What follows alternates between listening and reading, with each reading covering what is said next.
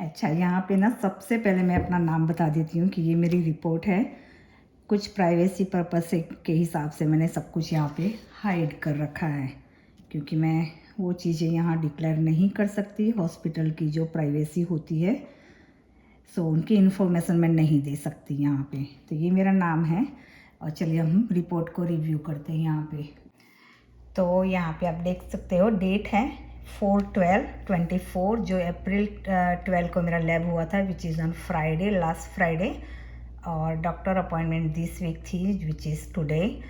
And lab जो होती है ना, वो आने के बाद ही डॉक्टर अपॉइंटमेंट देते हैं, जिससे वो रिव्यू कर सके। वो तो आपको पता है। चलो सबसे पहले आते हैं यहाँ पे।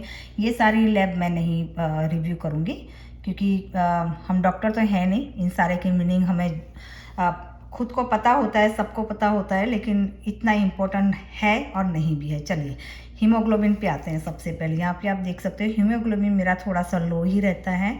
और आई थिंक किडनी ट्रांसप्लांट के जितने भी पेशेंट हैं उन्हें थोड़ा सा हीमोग्लोबिन लो रहता है। तो लो मीन्स के 11.6 है और रेंज होना चाहिए यहाँ पे 12.12 टू 16.2। सो यस, अभी जो थोड़ा बहुत चल रहा है ना बॉडी में अप एंड डाउन, जैसे मैंने कहा गले में पेन हो गया, अभी थोड़ी बुखार खांसी वगैरह था। सो ये सारी चीज़ें भी थोड़ी बहुत इफ़ेक्ट करती है। It's not a big deal. चलिए नेक्स्ट पे हम आते हैं। कौन सा यहाँ पे कुछ और था इस कॉलम में, आई डोंट नो, देखती हूँ अभी फिर याद आएगा कुछ। तो नेक्स्ट कॉलम में हम आते हैं। यहाँ पे ग्लूकोज है। हाँ, इसी पे शायद ग्लूकोज वाला मैं रह गया था। 81 है, which is that one also normal. 70 to 105 होना चाहिए। सो ये भी नॉर्मल है ग्लूकोज।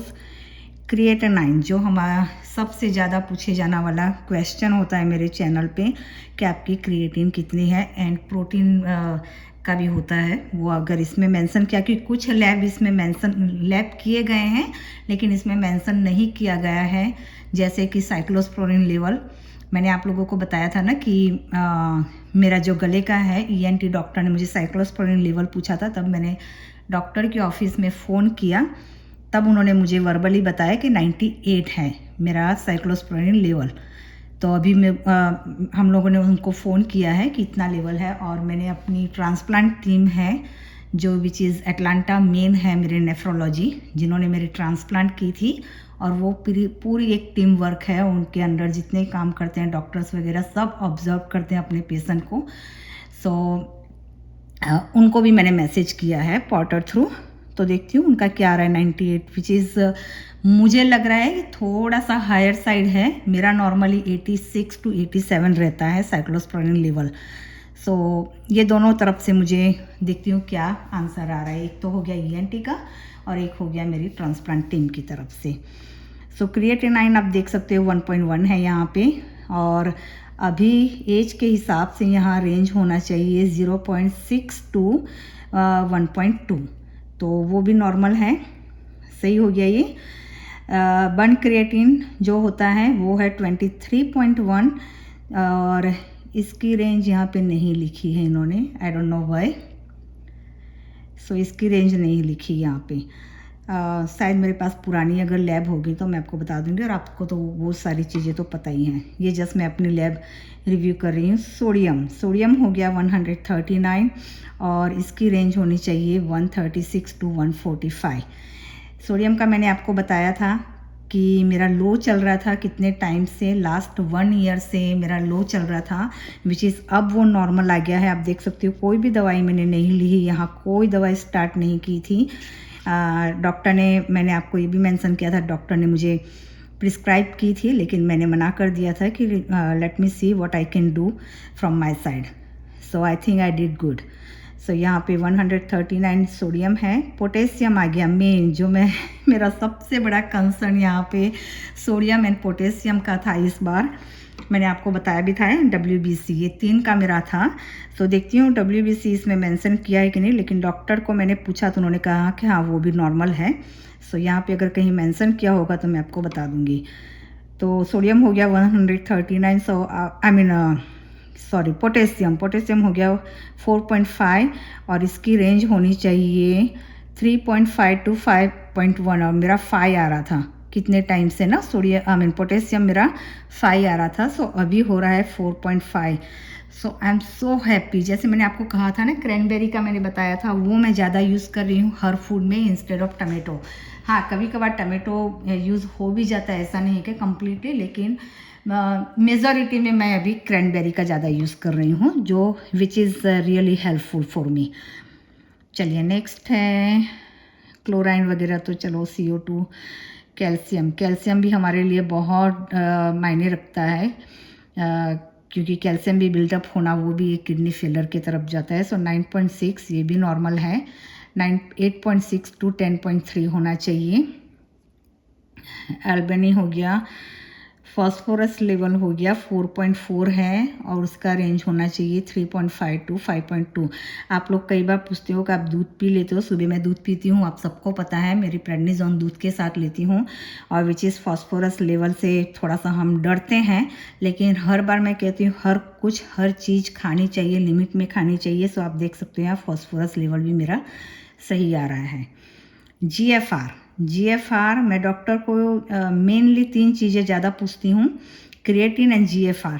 2 तो हो गया और एक और था ये पोटेशियम का इस बार, तो उन्होंने 2 बार दोनों पे सर्कल करके ही मुझे दिया है कि आप मुझे पता है पहले से पूछोगे ये 2 चीज़ें, तो उन्होंने सर्कल ऑलरेडी किया है मेरे लिए। सो 59.7 है मेरा GFR और इसकी रेंज यहाँ पे मेंशन नहीं की है उन्होंने, हाँ मेंशन नहीं किया है।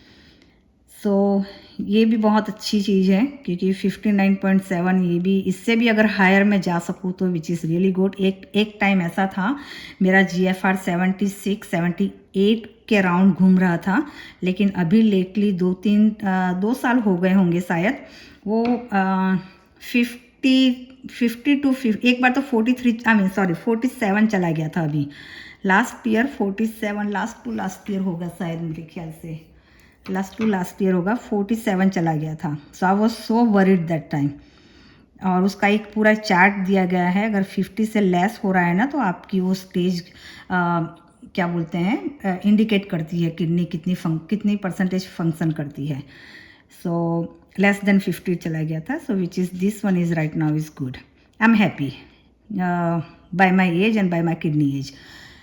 सो ये हो गया। मैग्नीशियम हमेशा मेरा लो रहता है। अभी मैं मैग्नीशियम की पिल्स भी स्टार्ट की हैं, वो भी मैंने काफ़ी टाइम तक बाय फूड ट्राई किया कि उसको कंट्रोल में कर सकूं, लेकिन वो नहीं आया। सो उसके बाद मैंने मैग्नीशियम की पिल्स स्टार्ट कर दी है, लेकिन फिर भी यहाँ पे वो थोड़ा बहुत लो आ ही जाता है। इतना लो नहीं है, बॉर्डर लाइन पे है, 1.8 है, उसकी रेंज होनी चाहिए 1.9 टू 2.7।